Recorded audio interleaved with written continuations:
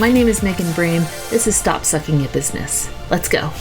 My name is Megan Brame. This is Stop Sucking at Business. Let's go. Hey guys, Megan here. Welcome to my office. It's typically not the place I like to record because of the aquariums behind me that you probably see and more over here. They give a lot of background noise, and also the lighting in here it's just really not a great place to record video. But I'm kind of in a bind right now because my mics that I usually use have been sent for repair. And I want to actually do a video about that later on because the service that I've gotten from DJI to get this all fixed has been phenomenal despite needing it. So anyways, let's get into what we're talking about today. So I wanted to share with you this really interesting report I got on the current state of Instagram for professional accounts like yours. If you're using Instagram for your business, then you know that it's one, a huge time suck, and two, it's just a really saturated area for social media marketing. And so I think the more information you have that equips you to understand your audience and how to utilize it and how to work with the algorithm, the better off you're going to be. So that's why I wanted to film this despite the, situation. So I got this report from Metricool, and if you've seen my other videos before, you know that I'm a big fan of theirs. I use their app for social media scheduling, but also for analytics. And they also have a built-in smart links section, which is, an Instagram landing page or social media landing page that you can put different links and things. And so I'm a big fan of theirs. I am an affiliate of theirs, but you can get this information all for free on their website, and I will link to it below. I will also link to my affiliate link so you can get a free trial if you want to check it out and see all the things that Metricool can do. But anyways, let's get to the report. So let's talk about the data points first, because I feel like that's always a really critical thing to understand. They analyzed over 185,000 professional Instagram accounts, so not personal, ones that were set up for business. They looked at over 1.8 million feed posts, so those are carousels, single images, videos, anything that's in the feed. 6.7 million stories, and 279,000 reels. And this is the data they found. First, content. Let's talk about content. I feel like that's the most critical factor. Everything else can kind of be like tweaked or things to your advantage, but you really need to know what's going to give you the best bang for your buck. Unfortunately, we have to start off with bad news. There is a reduction in reach for both stories and posts in the feed. Average reduction for reach in stories has been a decrease of 7.49%. Feed posts, and this is a reduction from 2021. Feed posts is a reduction of 22.35%. So nearly a quarter down in reach for feed posts, which is not great. However, it's not all bad news in that, because the feed is still so critical. I think that it's really the part of, it's the first thing people most likely see when they come to your profile. They don't really check out stories or reels right away. That sort of gets further into the know, like, and trust funnel, right? But I think that your feed is still a critical thing that you should focus on despite its lower reach. And the reason is carousels. Metricool found that carousels achieved 25.71% more reach than single pictures or even videos in the feed. Now, video marketing is always just like the creme de la creme, is what everyone always talks about. But it's interesting to see that not even engagement, but reach. Carousels go further than video. That's so interesting to me. And by the way, IGTV just isn't here, so I think we should all just pretend that it never existed, because it seems like Instagram feels that way too. What they found with Reels, though, is that Reels gets 2 to 12 times more reach than any type of post in the feed. So if you haven't been doing Reels yet, they really want to compete with TikTok. Stories, yeah, they kind of care about stories, but they've beat Snapchat. So now what they're focusing on is Reels. And if they can beat TikTok through Reels, they're gonna do it, which is why right now it's so critical that you focus on including Reels in your social media strategy, because it can reach 2 to 12 times more people than a regular feed post. Now let's dive a little bit more into that and talk about what kind of content to post specifically.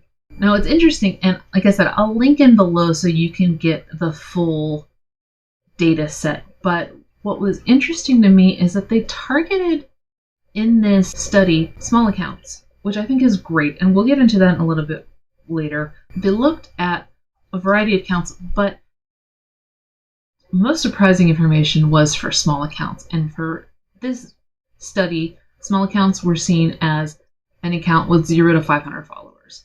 And if you are one of those accounts that has under 500 followers, you're in luck. Because Metricool found that the reach of Reels, and I'm going to read this straight off, the reach of Reels is 1,218 times higher than posts in the feed. A 1,200 time boost for Reels if you have a small account. That's how much they want this Reels to work as a competitor to TikTok. So Reels, get into it. Now for the rest of it, the order that they recommend based on the study is Reels, carousels, stories, and then feed posts. And that is in terms of reach for accounts of any size. Now let's talk about how much should you be posting. What's surprising is a lot of generally accepted knowledge is that it's about quality of posts over quantity, right? That generally makes sense. Not in this study. What they found is that the greater number of posts published, the greater number of followers, which kind of sucks, right? Like, if you're posting all of this like really good content and you're doing a hell of a job and all of these things, you might get beat by somebody just posting a bunch of memes. They found that with Instagram, it is about quantity instead of quality. So let me break down the average number of posts they found. For the feed section, accounts with 0 to 2,000 followers averaged about 3 posts per week. Accounts with 2,000 to 10,000 followers, 4 times a week. 10,000 to 50,000 followers, 5 times a week. This is the crazy part, ready? And this is for the feed. Accounts with 50,000 to 45 million followers posted an average of 11 times per week on the feed. For stories, it gets even crazier. Accounts 0 to 500 followers, 4 times per week. 500 to 2,000 followers, 8 times per week. 2,000 to 10,000 followers, 15 times per week. 10,000 to 50,000 followers, 26 times per week. 50,000 to 45 million followers, 41 times per week. Which, that's just insane, right? Who is posting 41 times per week? Guess they're probably using a schedule like Metricool or Plan, because, oh my god, that's like 8 times a day, 5 days a week.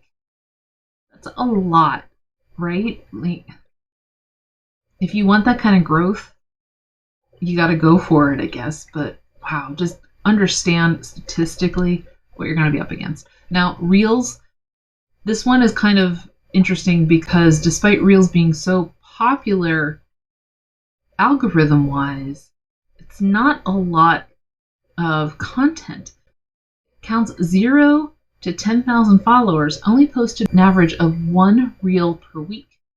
Accounts with 10,000 to 50,000 followers posted 1 to 2 times per week, and accounts with 50,000 to 45 million posted 2 to 3 times per week. So what we can gauge from this is that if Reels is the thing Instagram really wants to promote, to the point that you get 2 to 12 times more reach than a regular post, and the largest accounts are only posting 2 to 3 times per week, what that says to me, I think, fingers crossed I got this right, is that if you want to grow your account quickly, the easiest thing to do would probably be to post more reels than the rest. I think that's kind of what this data is leaning towards. If Instagram is really pushing this, but the biggest accounts are only doing it 2 to 3 times. There might be an in for you there. Do you see what I'm saying? I think that if you can try and post more reels, you might have a better advantage to growing your account quickly. Now, there are some downfalls to growing your account quickly, which again we'll talk about in a second, but it's just a little for you. Now we talked about how much to post. Let's talk about when. So the study found that 8 p.m. is the best time to post on Instagram, and that's platform wide. That's Reel Stories, carousels, posts, whatever. Now it didn't specify what 8 p.m. actually means. Is it like 8 p.m. your time, 8 p.m. your followers' times? What is the best thing? So based on my experience, what I would think is that it's probably best to figure out who your ideal demographic is and when their 8 p.m. is. So if you have a majority of followers on the Eastern Seaboard, you'd want to post 8 p.m. Eastern Standard Time. And you can actually find that in Metricool. They show you the regions where your followers are from. If your followers are kind of a mix of, Eastern Standard and Pacific Coast, or Japan and New York, I would test that a little bit and see which ones give you more reception. But if you start, I think that even if you only have the standard of 8 p.m., whatever 8 p.m. is to you, I think that gives you still a better target to go for. And so start looking around 8 p.m. and see which 8 p.m. is working best for your followers. Now, the best days to post, honestly, it's not that strict. The best days to post are Saturday and Sunday, followed closely by Monday and Tuesday. And Metricool said in their study that it's not really a huge difference. I think Saturday and Sunday have a little more of an oomph, but Monday and Tuesday are still good. I think that what we can infer is that Wednesday, Thursday, Friday are the worst. So plan your content around 8 p.m. anytime Saturday through Tuesday and kind of test and see what you're working with. Now, I've been talking a couple of times about, we'll get into this, and we'll talk about this in a second. So I want to talk about why it might not be advantageous to you to go big, to go for the big account. If you know that the algorithm doesn't feed your content to everybody, small accounts only get 77% of their feed, 77-ish percent of their posts seen by 100% of them, which actually isn't that bad. But if you think about it, small accounts is 0 to 500.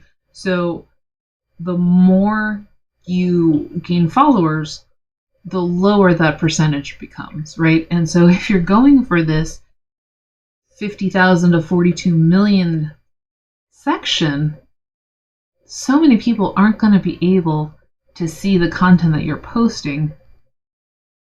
And how many of those people are going to be the ones that buy from you or even continue the funnel of checking out your website? Most of them are just going to scroll through, right? And so I think it's really essential that you consider for your goals for social media planning, what is it you really want to be with an account? If Metricool is publishing data that shows that accounts 0 to 500 have the highest reach for their followers, that leads me to believe that it's probably better you don't go big. Now, if you are a blogger or an influencer who wants to earn an income from Instagram, I get it. I get why those numbers would matter.